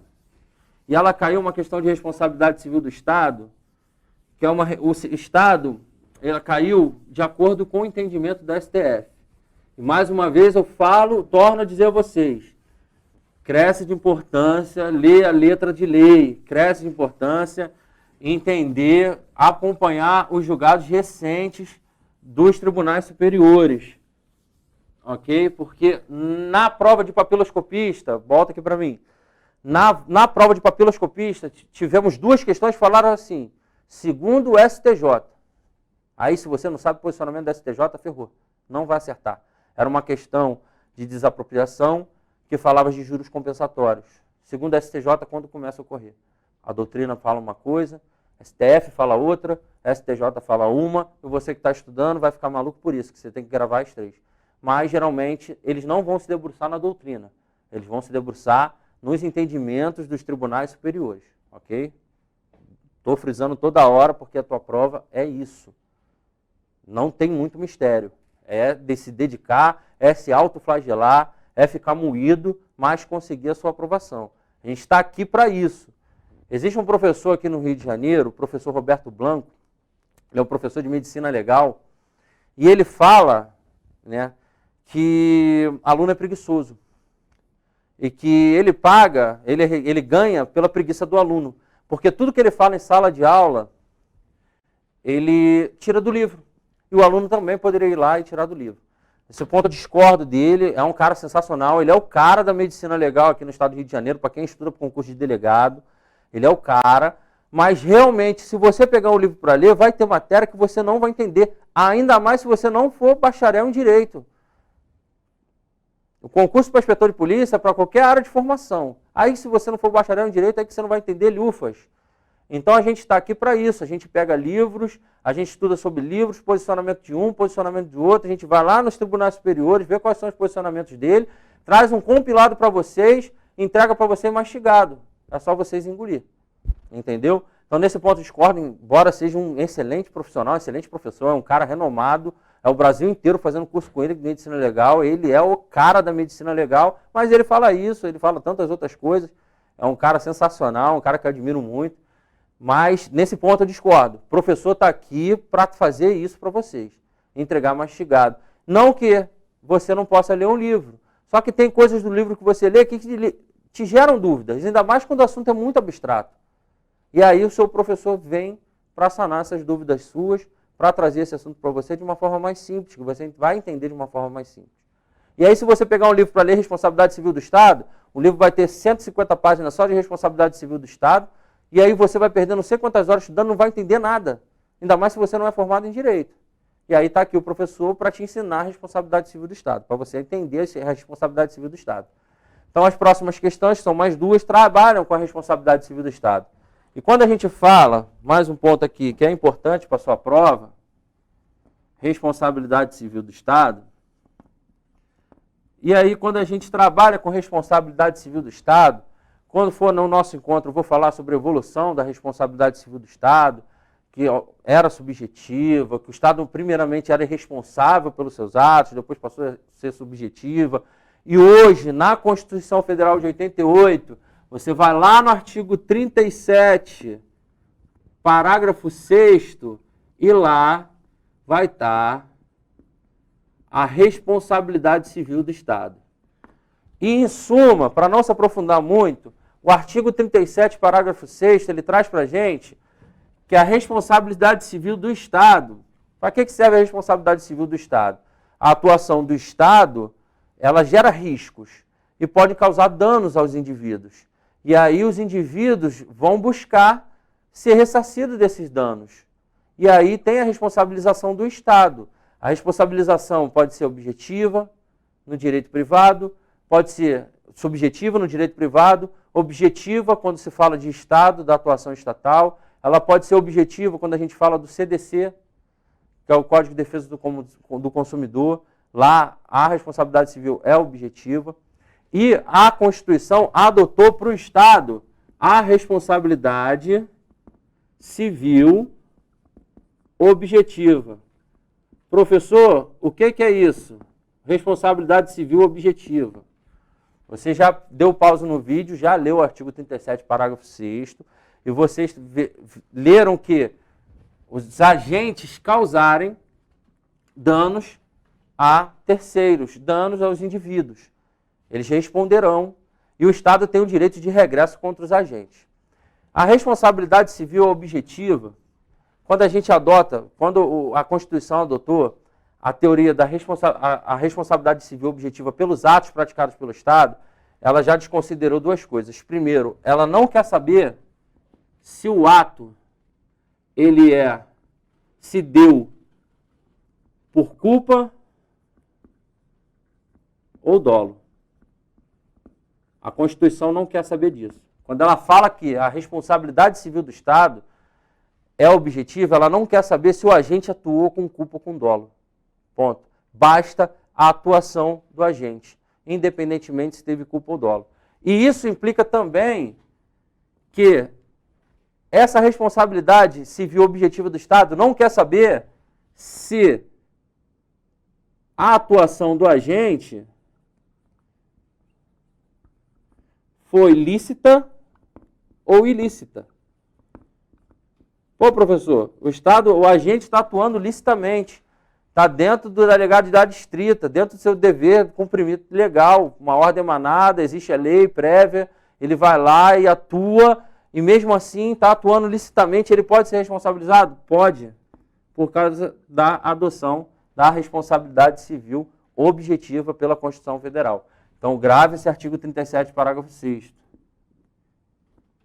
Esse artigo 37, parágrafo 6º é o que vai falar sobre responsabilidade civil. Pô, professor, é só um artigo, só um parágrafo, é matéria pra caramba. A gente vai estudar, a gente vai ver que existe responsabilidade civil por atos legislativos, por serviços notariais, por atos do judiciário, tem muita, por concessão, por concessionárias, por permissionárias, se a responsabilidade civil é objetiva, é subjetiva, pelas entidades da administração pública indireta, se a responsabilidade civil é objetiva, subjetiva. A gente vai trazer tudo isso dentro da nossa aula. E aqui, como uma forma de só dar uma breve explanação sobre o assunto, a responsabilidade civil objetiva, quando a gente atua, com essa adoção, não quer saber se há culpa ou dolo na atuação da gente e não quer saber se a atuação da gente é lícita ou ilícita. Aí vai cair na sua prova que a atuação é lícita, então não cabe responsabilização civil objetiva do Estado. Não. Cabe sim responsabilização objetiva do Estado, porque a atuação lícita do servidor público, ela gera responsabilidade do Estado. E aí a Constituição adotou a teoria do risco administrativo. A Constituição quis dizer que a atividade administrativa ela é arriscada. Você exercer a função administrativa pode causar danos a outras. Então, ela adotou a teoria do risco administrativo, dizendo que para se ter a responsabilidade civil objetiva do Estado, a gente precisa ter a atuação da gente, a atuação ou conduta, conduta. A gente precisa ter o dano e a gente precisa ter um nexo causal. Aqueles que vocês estudam lá, tem aquelas teorias todinhas, a gente vai estudar em direito penal, nexo de causalidade, faz parte do fato típico, do conceito analítico de crime, enfim. A gente vai estudar, tem teorias que se aplicam aqui. E a teoria do direito do risco administrativo, ela fala que se há uma atuação e uma conduta, se há um dano comprovado e se há nexo de causalidade entre essa atuação da administração, do agente público e o dano, comprovado o nexo de causalidade entre esses dois, estará configurada a responsabilidade civil objetiva do Estado. Só que a teoria do risco administrativo não veio só para isso. Ela veio para dizer que o Estado ele pode alegar que não tem responsabilidade no campo do nexo de causalidade quando estivermos algumas excludentes do nexo de causalidade. E as duas principais que se fala é caso fortuito ou força maior. A doutrina tende a diferenciar o conceito dos dois, embora não tenha essa diferenciação, não tenha relevância prática, porque vão desaguar na mesma coisa, que é excluir o nexo de causalidade, que é excluir a responsabilidade civil objetiva do Estado, quando a gente tem caso fortuito ou força maior. E a segunda é a culpa exclusiva da vítima. Então, quando a gente tem a culpa exclusiva da vítima, rompemos o nexo de causalidade entre a atuação do agente e o dano. Rompendo o nexo de causalidade, não há o que se falar em responsabilidade civil objetiva do Estado. Não há o que se falar em responsabilidade do Estado. Exemplo para ficar claro para vocês. Isso aí é um exemplo da vida real. O concurseiro ele fica maluco. Eu vejo um telejornal, as poucas horas que eu vejo, que eu também sou concurseiro, estou nessa mesma vibe que vocês. Estudo tantas horas por dia, estou estudando há tanto tempo, fica desgastado. E a gente, por isso que hoje eu falo para vocês que vocês têm a melhor equipe de professores para sua aprovação, porque são professores que têm tato com o concurso público, e vai saber qual é o seu problema, vai tentar te ajudar, vai saber o que você está passando, e vai saber que isso é normal, que todos eles passaram por isso. Todo mundo que estudou, para inspetor de polícia, para delegado de polícia, para qualquer cargo, ele passou por isso que você está passando agora. Então ele vai te falar, calma, isso assim é normal, já escutei isso muito, estudando várias horas por dia, enfim. E aí, aparece qualquer coisa no jornal, eu já fico assim, pô, isso aí, estado de necessidade. Opa, legítima defesa. Legítima defesa putativa lá do direito penal, né? Qualquer coisa que aparece na tua vida, você pensa nisso. E você tem que respirar o seu concurso. E tem que ser assim. E aí, uma vez apareceu no jornal, um cara que queria se matar, né? O cara queria cometer um suicídio. E é só que ele queria diferente. Ele não queria botar amarrar uma corda no teto, pular numa cadeira, ele não queria, ele subiu no viaduto e falou que o carro que passasse, que chamasse mais a atenção dele, ele ia pular para ser atropelado pelo carro. E assim ele fez. Ele foi, pulou, estava passando na hora o quê? Um carro da polícia. Ele gostou daquelas luzes, né? Agora é um Toyota, um Corolla, né? Aquelas luzes azuis bonitas. E o cara pulou na frente do carro e foi atropelado. E aí o cara não morreu. Ele ficou paraplégico. E aí ele demandou contra o Estado, falando que a viatura da Polícia Civil, que não é a viatura da Polícia Civil, é a viatura do governo do Estado, a ambulância não é do Corpo de Bombeiros, o Corpo de Bombeiros é um órgão, a gente vai aprender que o órgão não tem patrimônio, a ambulância é do Estado, ou a ambulância é do município, quando for no serviço de saúde. E aí ele veio e tentou, e entrou, né, demandou judicialmente contra o ente, dizendo que ele foi atropelado e a situação dele está horrível, ele está paraplégico, acabou a vida dele. É isso aí o quê? E durante o processo teve atuação da administração, teve atuação do agente, realmente o agente estava dirigindo a viatura, teve um dano, lógico que teve um dano, o cara está paraplégico, mas não teve nexo de causalidade. Por que não teve nexo de causalidade? Por culpa exclusiva da vítima. Ele que deu ensejo àquele dano. Não teve nexo causal entre a atuação e o dano. E aí, a gente vai responder já algumas questões. Tem a teoria do risco administrativo, a gente vai passar para vocês que existem teorias do risco suscitado, teoria do risco integral, e a gente vai passar para vocês tudo de forma detalhada. Quando a gente for no nosso encontro, deve ser pelo 6º, 7º encontro, quando eu vou falar de responsabilidade civil do Estado, ok? Vamos para a questão. E aí ele fala, só mais um adendo, volta para mim aqui, por favor. Se você leu o 37, parágrafo 6º, você vai entender, agora, depois que eu falar, você vai entender que o Estado, ele responde objetivamente pelos danos que os seus agentes causarem, ok? Só que o Estado, ele tem o direito de regresso contra aquele agente que causou o dano. E esse direito de regresso, a responsabilidade já é subjetiva e não mais objetiva. Por quê? A parte final do 37, parágrafo 6º, explica que tem que se provar que o agente agiu com dolo ou culpa. Aí o agente, sendo provado que o agente agiu com dolo e culpa, o Estado entrará com uma ação de regresso, diferentemente da responsabilidade civil, que ele não quer saber que se atuou com o Estado, se a atuação foi com dolo ou com culpa, é responsabilidade objetiva e ponto. Mas a ação de regressão, a ação sobre o seu agente, que o Estado tem essa prerrogativa de fazer, ela é uma responsabilidade subjetiva. Não se dá por responsabilidade objetiva. Vai ter questão na prova que vai te embolar com isso aí. A ação de regresso contra o agente será também responsabilidade objetiva? Não, é subjetiva. Por que subjetiva? Porque ela leva em consideração o elemento subjetivo, dolo e culpa, ok? Vamos para a questão. Com relação à responsabilidade civil do Estado, é correto afirmar. Alternativa A. A responsabilidade civil do Estado somente se configura no caso de conduta culposa do Estado. Não, está errado. A responsabilidade civil do Estado não só se configura no caso de conduta culposa do Estado. A responsabilidade civil do Estado não é nem analisado se há dolo ou culpa, é responsabilidade civil objetiva.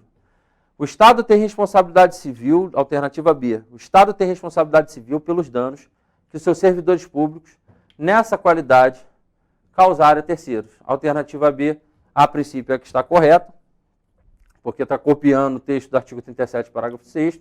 Vamos para as demais opções. Letra C. No caso de responsabilidade civil do Estado, este poderá promover ação de regresso em face do servidor público, responsável pelo dano. Ok. Cuja responsabilidade civil será objetiva. Não.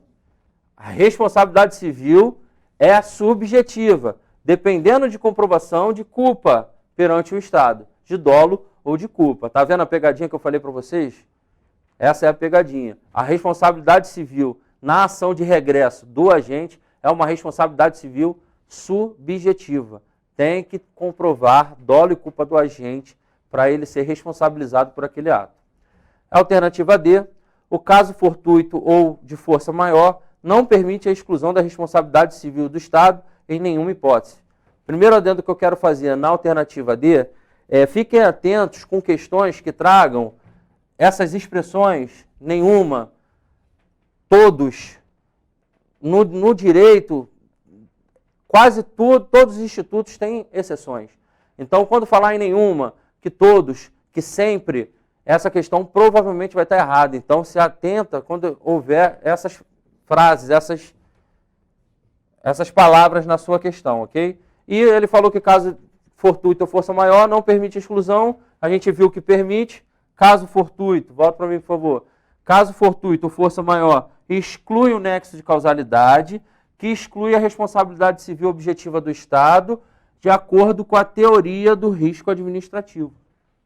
A responsabilidade civil do Estado sempre será objetiva, ok, sempre terá uma atuação do agente, sempre terá um dano, sempre terá um nexo de causalidade. Só que aí vem a teoria do risco administrativo para dizer que se eu for força maior, um caso fortuito ou culpa exclusiva da vítima, a gente tem a responsabilidade civil do Estado excluída, porque a atividade administrativa é uma atividade de risco. Então essa teoria, perguntou sobre teoria, qual a teoria que é adotada no ordenamento jurídico brasileiro? Teoria do risco administrativo.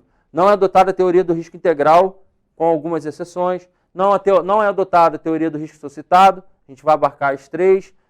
Essa aí não é adotada de jeito maneira, posição minoritária na doutrina, que trata sobre a teoria do risco suscitado, né? E isso aí deixa para nossas aulas, nossos encontros, que a gente vai bater isso. Então, a alternativa correta na questão 6 é letra B, cópia fiel do artigo 37, parágrafo 6º, ok? Mais uma vez, a importância de se ler letra de lei.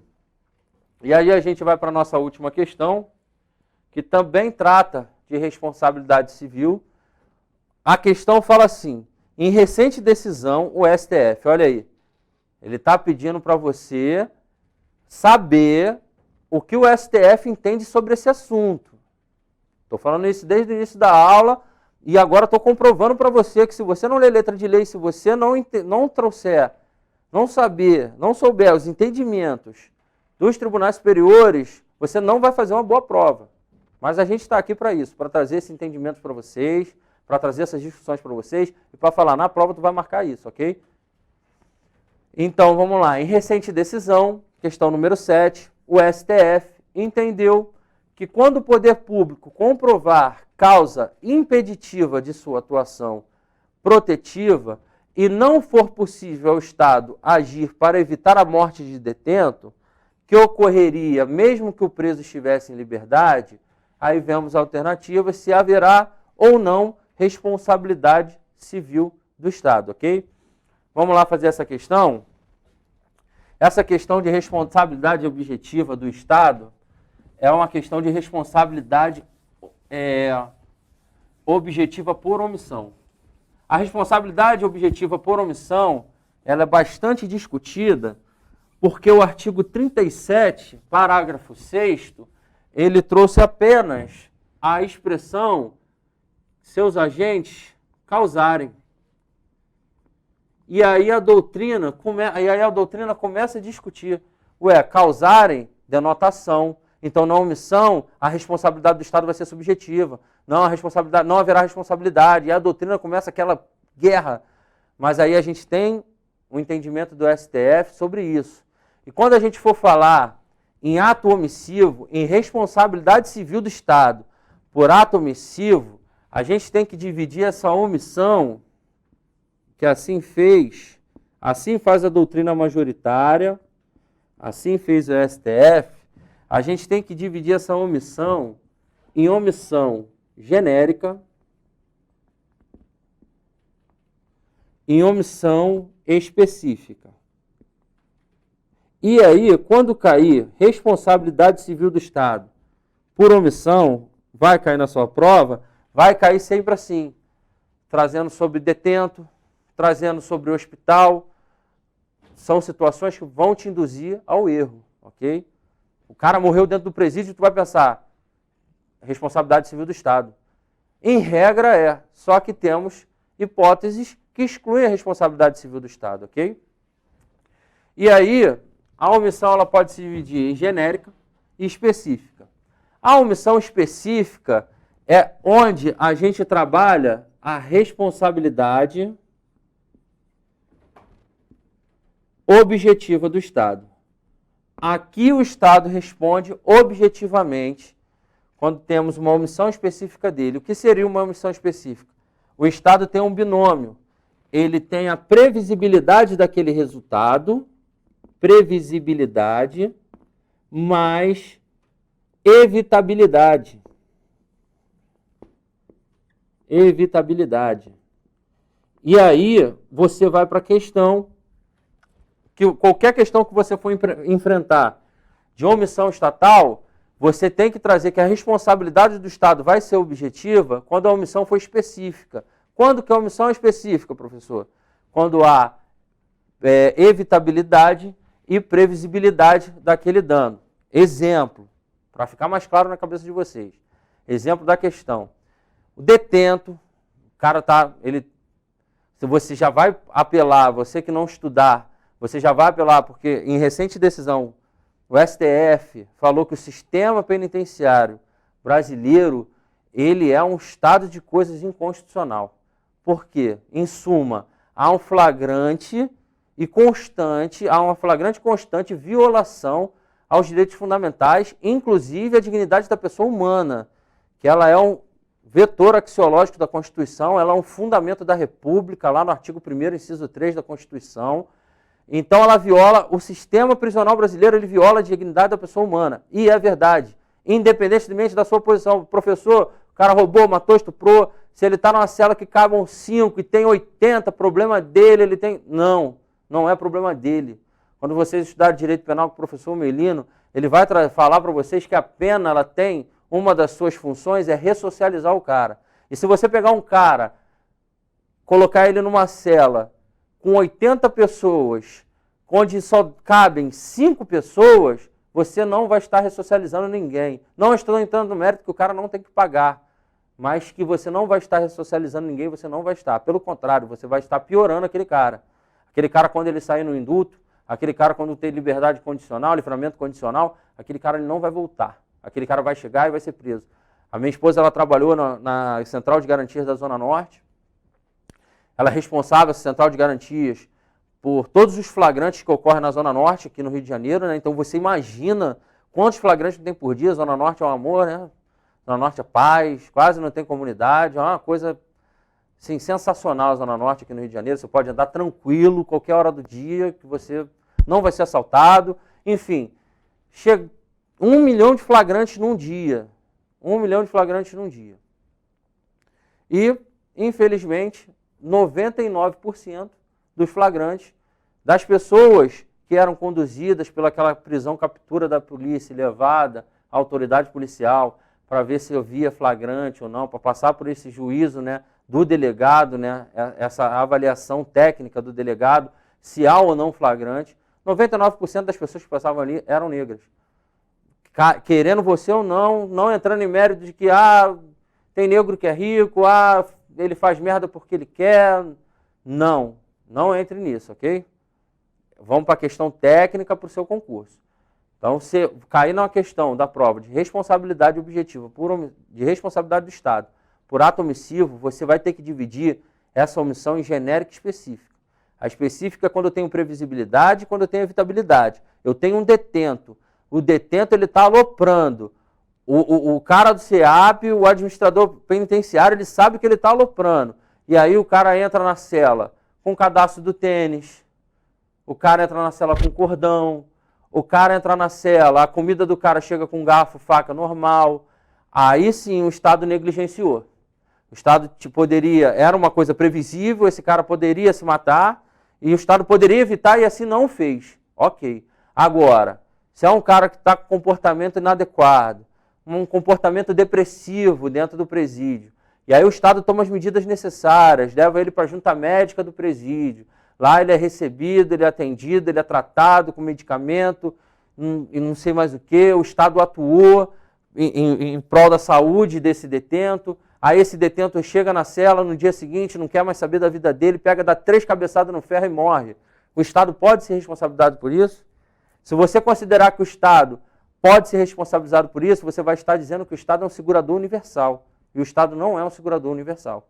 Ok? Então, nessa segunda hipótese que eu tratei, o Estado tinha previsibilidade, ele teve a previsibilidade, ele agiu, ele teve evitabilidade, ele foi lá, cuidou do detento, mas o detento tirou sua própria vida e o Estado não pode ser responsabilizado por isso. Ok? Em regra, morte de detento vai ter responsabilidade do Estado, mas avaliem a questão. Não vão lá, opa, morreu um detento, o Estado é responsável. Vou marcar isso aqui, calma. Avaliem a questão. Vai ver o que a questão vai te pedir. Se o Estado ajudou, se o Estado não ajudou. Essa questão 7, ela fala isso. Ocorreria a mesma coisa com o preso se ele estivesse em liberdade. Essa questão trata disso, entendeu? E a omissão genérica, aqui a responsabilidade do Estado, ela é subjetiva. Ela depende de comprovação de elementos subjetivos de dolo e culpa. Você sai daqui, sai do curso, tarde da noite, pega o seu carro, vai para casa, pega a Avenida Brasil, cheia de obra, passa num buraco, quebra a sua suspensão inteira. O Estado é culpado por isso?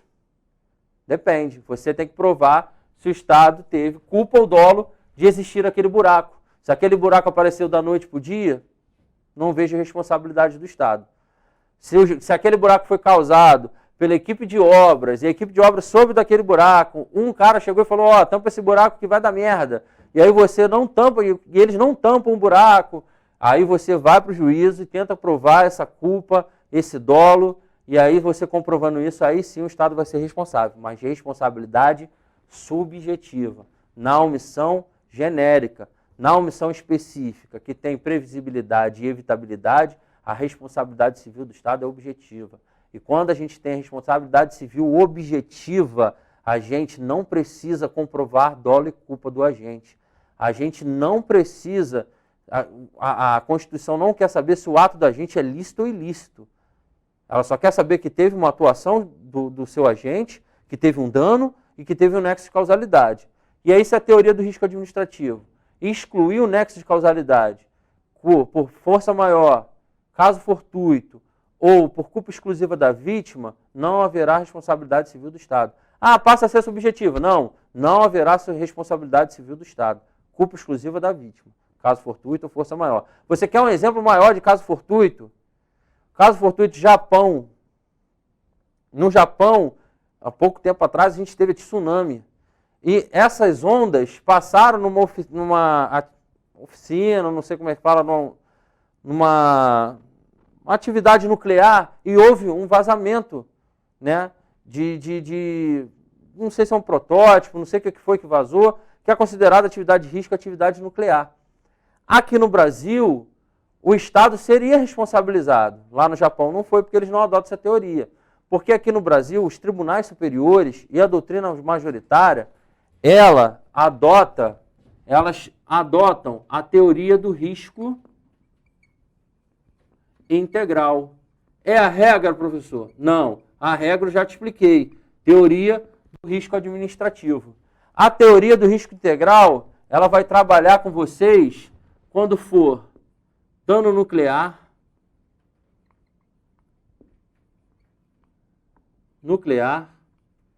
quando for dano ambiental. Falou em dano ambiental, os tribunais superiores têm entendido que vai se aplicar a teoria do risco integral. O que a teoria do risco integral tem de diferente da teoria do risco administrativo? A teoria do risco administrativo, ela admite excludente da responsabilidade do Estado, excludente do nexo causal. A teoria do risco integral, não. Ela não admite essa excludente. A teoria do risco integral fala que todo e qualquer dano que houver nuclear aqui no Brasil, todo e qualquer dano que houver ambiental, vai ser risco integral, o Estado vai ser responsabilizado sem avaliação do seu nexo de causalidade. ok? Então, se fosse aqui no Brasil a tsunami, passasse por uma siderúrgica, não sei, e aí vazasse um líquido nuclear e tivesse um dano nuclear, uma tsunami é um caso fortuito, é uma força maior. Não tem o melhor exemplo do que esse. Mesmo assim, a gente não conseguiria excluir a responsabilidade civil do Estado, porque aqui no Brasil os tribunais superiores adotam a teoria do risco integral em dano nuclear, em dano ambiental, ok? E aí, os tribunais superiores adotam a teoria do risco integral para dano nuclear e dano ambiental, ok? E vamos para a nossa questão número 7, última questão. Pode botar a questão na tela, por favor. 7. Em recente decisão, o STF entendeu que, quando o poder público comprovar causa impeditiva de sua atuação protetiva e não for possível o Estado agir para evitar, olha aí, previsibilidade na protetiva, evitabilidade na morte do detento, que ocorreria mesmo que o preso estivesse em liberdade. Alternativa A. Haverá responsabilidade civil do Estado, aplicando-se a situação de responsabilidade subjetiva por haver omissão estatal. A letra A está errada. A responsabilidade subjetiva por omissão é quando a omissão é genérica, né? E não tem que se falar na letra A, está errada. B. Haverá responsabilidade civil do Estado, aplicando-se ao caso a responsabilidade objetiva por omissão estatal. Não houve omissão estatal, o Estado atuou. Não haverá responsabilidade civil do Estado, pois o nexo causal da sua omissão com o resultado danoso terá sido rompido. Esse é o gabarito, a letra C, porque aqui a gente teve uma culpa exclusiva da vítima. O Estado agiu, o Estado teve previsibilidade, o Estado teve evitabilidade, o Estado agiu e teve culpa exclusiva da vítima. E se tem culpa exclusiva da vítima, a gente tem, lá na teoria do risco administrativo, uma excludente do nexo de causalidade, que por si só já exclui a responsabilidade civil do Estado. Então, gabarito, letra C, o Estado não pode ser responsabilizado, né? Letra D, haverá responsabilidade civil do Estado, aplicando-se a teoria do risco integral. Teoria do risco integral não é aplicado para preso. Teoria do risco integral é isso aqui. Ó. Toda vez que você falar para você teoria do risco integral, você lembra de dano nuclear e dano ambiental, ok? E com isso a gente fecha a nossa aula de exercícios. Mais uma vez eu falo, a ideia não é verticalizar os assuntos, nós vamos ter 7 encontros para tratar bem de todos os assuntos, trazer todas as questões relevantes para a sua prova, com base no último edital de papiloscopista, que é Ctrl+C, Ctrl+V do edital de oficial de cartório de 2013. Com a publicação do edital, se houver alguma mudança, a gente, no decorrer do curso de vocês, a gente vai trazer essa mudança. A ideia do curso e do corpo docente é dar para você a melhor preparação para você conseguir o seu cargo, ok? Então, não dê mole, estude. O estudar, ele dói.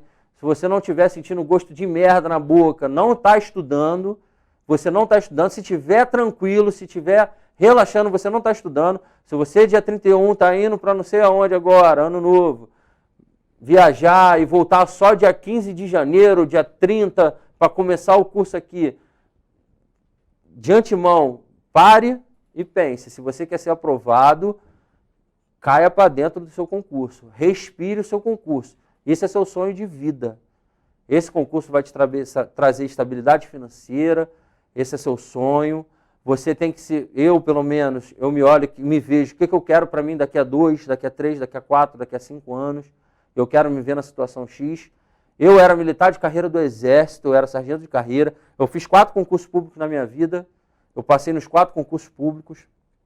Aprovações até em primeiro lugar. Desde moleque eu faço concurso público. E agora vou fazer mais um concurso público. Sou concurseiro igual vocês. Se Deus quiser, eu vou fazer o 5º e vou ser aprovado também. Porque eu acredito no processo. Eu acredito que se você sentar sua bunda na cadeira e se dedicar e esquecer do mundo lá fora e pensar no seu concurso, você vai sofrer por 1, 2 anos, 6 meses, mas depois você vai ter uma vida inteira pela frente. Uma vida inteira de estabilidade, uma vida inteira de tranquilidade no seu trabalho, ok? E isso aí eu espero que vocês tenham gostado da aula. Esse é só um aperitivo do que a gente vai tratar aqui em Direito Administrativo. A aula vai ser dinâmica, a aula eu vou trazer de uma maneira mais didática para vocês. vou trazer diversos institutos, diversas posições, vou trazer o que vai cair, o que não vai cair, o que você tem que levar ao pé da letra, o que você não tem que fazer, o que você tem que fazer em casa. A ideia aqui é colocar vocês na trilha do pote de ouro. Aí vocês caminham e vão chegar lá e vão pegar a nomeação de vocês, a aprovação de vocês no concurso. E se for aprovado, pelos últimos certames, com as médias de 75% das questões, está rolando a nota de corte, às vezes menor, 70%, às vezes maior. Se você for aprovado, não comemore ainda, porque as pessoas têm inveja, e não vem com essa inveja branca, inveja boa, não, inveja ruim, inveja é coisa ruim. Então, se você for aprovado, fique quieto na sua, porque você se classificou para as próximas fases do certame, e você tem teste físico, teste médico, teste psicotécnico, você tem uma pesquisa social, então você tem diversas etapas, você tem uma formação na academia de polícia, o concurso é longo, então comemora no final. Se formou lá na academia de polícia, pegou a sua posse, aí você comemora, ok? Quando comemorar, faça o seu churrasco, chame o professor, eu estarei, claro que eu estarei no seu churrasco, né? Não vou perder uma oportunidade dessa. Um abraço, rapaziada, até os nossos encontros e boas entradas para vocês, um feliz 2020, um ano de concurso, um ano de estudo. Pense nessa vibe, estude assim, estude se dedicando. Concurso público é a máquina de moer gente. Só vai passar no concurso público aquele que tem capacidade de se abster das suas liberdades, dos seus lazeres. Ir à praia. Esse cara que consegue se abster disso tudo para sentar na sala de estudo e estudar, sentar no seu quarto e estudar. Eu, quando estudei para o meu concurso na carreira militar, a minha casa era um zaralho, tinham 2 irmãos, mais filho, ia primo, e tinham 3 cachorros, 4 calopsita, e tinha tartaruga, e tinha não sei o quê. Eu não conseguia estudar de dia, eu estudava só à noite. Estude qualquer horário que for possível para vocês. A gente sabe que não é fácil, é uma vida que você gasta, é uma vida que você, por muitas das vezes, você trabalha, você tem tempo, você faz faculdade, mas se você sentar e estudar dedicadamente o que você tem que estudar, você vai ser aprovado, ok? Até a próxima, pessoal. Tchau, tchau.